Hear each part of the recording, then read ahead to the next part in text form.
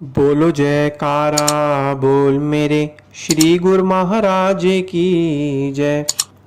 बोलो साचे दरबार की जय। बोलो श्री सतगुरुदेव भगवान की जय।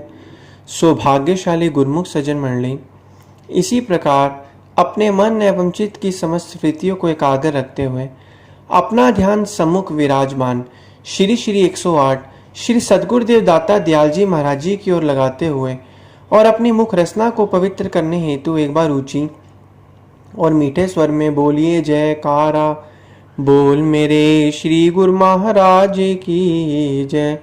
बोलो साचे दरबार की जय। बोलो श्री सतगुरुदेव भगवान की जय। गुरुमुखों,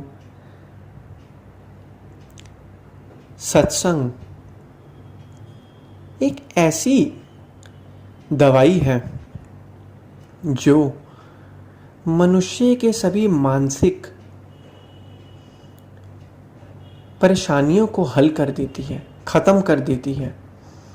सत्संग में आने से जीव को सत्य का पता चलता है और अज्ञानता का नाश होता है, क्योंकि इस दुनिया में, इस संसार में जीव के दुखी होने का कारण उसकी अज्ञानता ही है।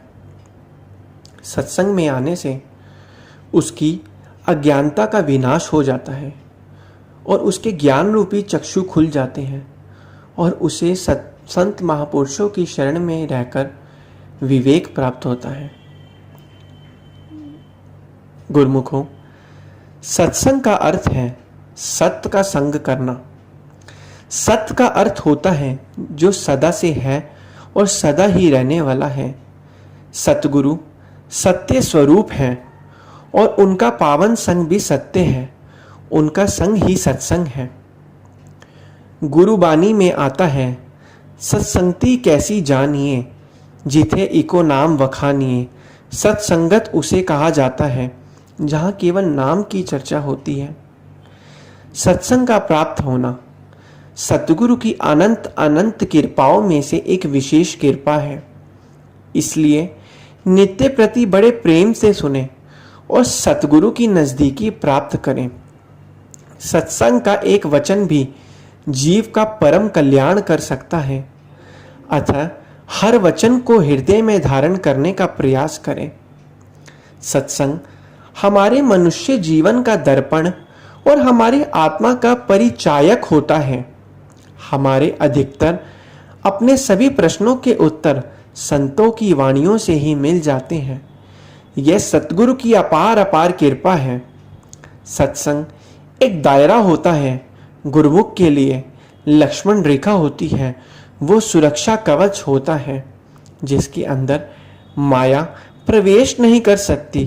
माया केवल गुरुमुख के हृदय में तभी तभी प्रवेश कर सकती है जब स्वयं गुरुमुख उस दायरे को तोड़कर माया के संपर्क में आ जाए।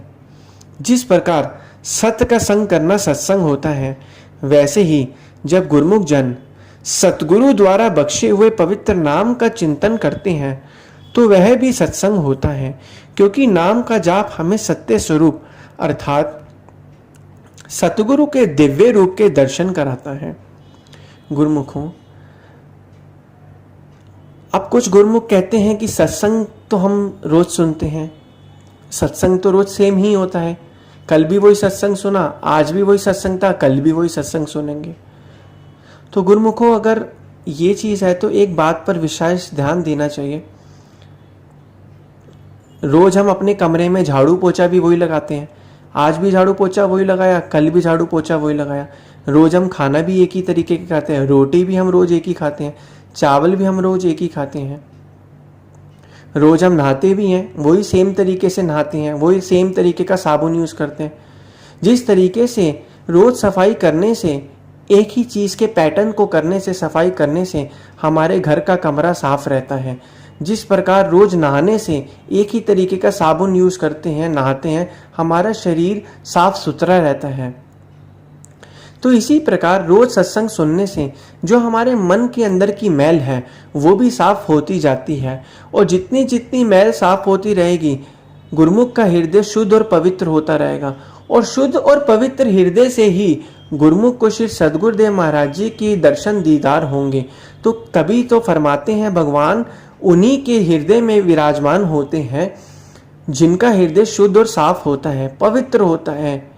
तभी तो प्रभु फरमाते हैं कि निर्मल मन ही मुझे भाता है, मुझे छल कपट वाला मन जो है नहीं भाता। तो भगवान उसी के ही मन में विराजमान होते हैं जिसका हृदय साफ सुथरा होता है, और साफ सुथरे हृदय में ही प्रभु विराजमान होते हैं, जिससे क्या कहते हैं कि जो गुरुमुख हैं वो भक्ति करते रहते हैं, और भक्ति करने से ही उनको आत्मिक शांति और आनंद प्राप्त होता है। और आत्मिक शांति और आनंद प्राप्त करने के लिए ही गुरुमुख को वक़्त के महापुरुष मिलते हैं।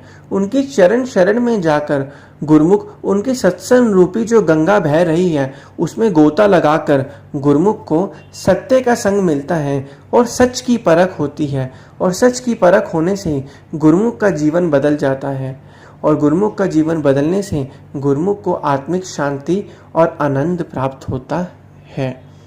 बोलो जयकारा बोल मेरे श्री गुरु महाराज की जय, बोलो साचे दरबार की जय, बोलो श्री सतगुरुदेव भगवान की जय।